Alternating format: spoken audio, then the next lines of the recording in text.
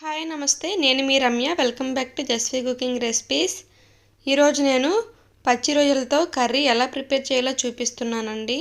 ముందుగా stove on చేసి ఒక కళాయి పెట్టుకోవాలి. అందులో 4 టేబుల్ స్పూన్స్ ఆయిల్ వేసుకోవాలి. ఆయిల్ హీట్ అయిన తర్వాత 2 పచ్చిమిర్చి అలాగే 2 ఆనియన్స్ ఇలా ముక్కలుగా కట్ చేసుకొని వేసుకోవాలి. అలాగే 3 ఆనియన్స్ పేస్ట్ చేసుకొని వేసుకోవాలి.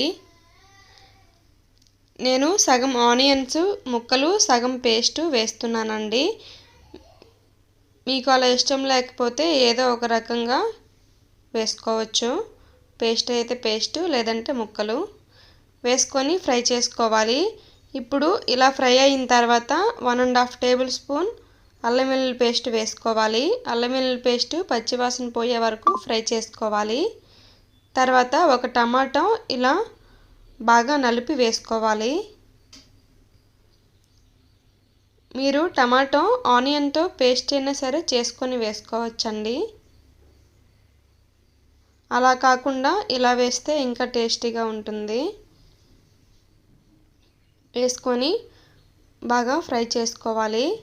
ఇప్పుడు ఇందులో 1 కేజీ ఒలిచి పెట్టుకున్న రొయ్యల్ని వేసుకోవాలి. రొయ్యలు బాగా క్లీన్ చేసుకోవాలండి.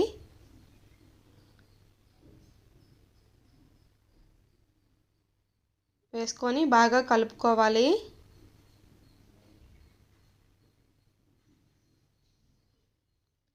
ఇలా బాగా కలుపుకొని మూత పెట్టి ఒక 10 నిమిషాలు సిమ్లో మగ్గించుకోవాలి.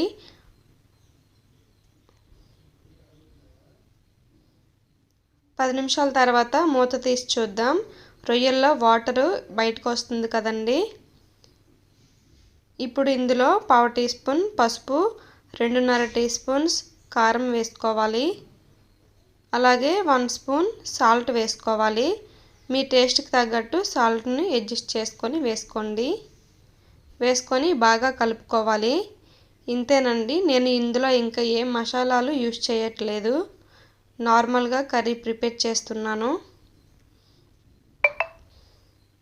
కడుపుకి ఇబ్బంది లేకుండా ఉంటుందండి.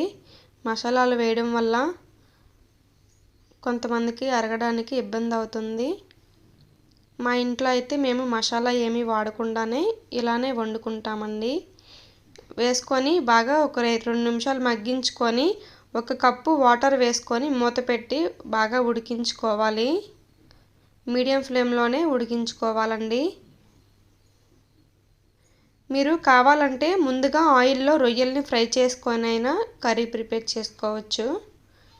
ఇలా మూత తీసి ఒక రెమ్మ కరివేపాకు వేసుకొని కలుపుకుందాం. ఇప్పుడు ఉప్పు కారం సరిపోయిందో లేదో చూసుకొని ఏదైనా చాలకపోతే ఇప్పుడే వేసుకోవచ్చండి.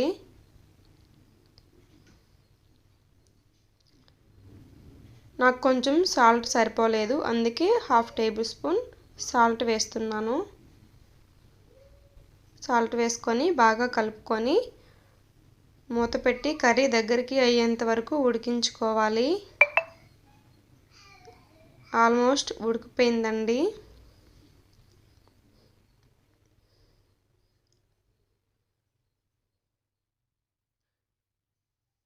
మధ్య మధ్యలో మూత తీసుకొని కలుపుకుంటూ ఉండాలి. లేదంటే ఆనియన్ పేస్ట్ వేసాం కదండి, అందువల్ల అడుగంటికి పోతుంది. మధ్య మధ్యలో కలుపుతూ ఉండాలి.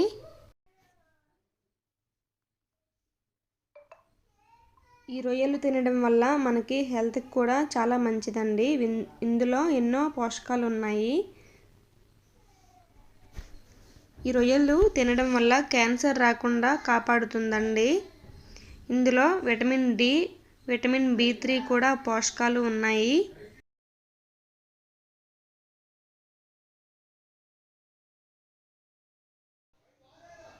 ఈ రొయ్యలతో ఇంకా చాలా రెసిపీస్ చేసుకోవచ్చండి. బిర్యానీ కూడా చేసుకోవచ్చు. రొయ్యల బిర్యానీ చాలా బాగుంటుంది. ఇంకా మసాలా కర్రీ, గ్రేవీ కర్రీ చేసుకోవచ్చు.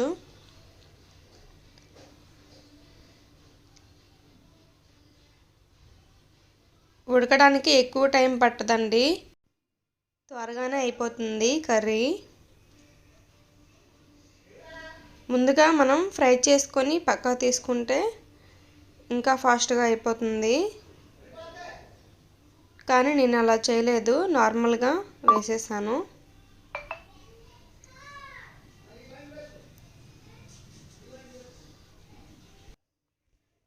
ఇప్పుడు మూత తీసి చూద్దాం.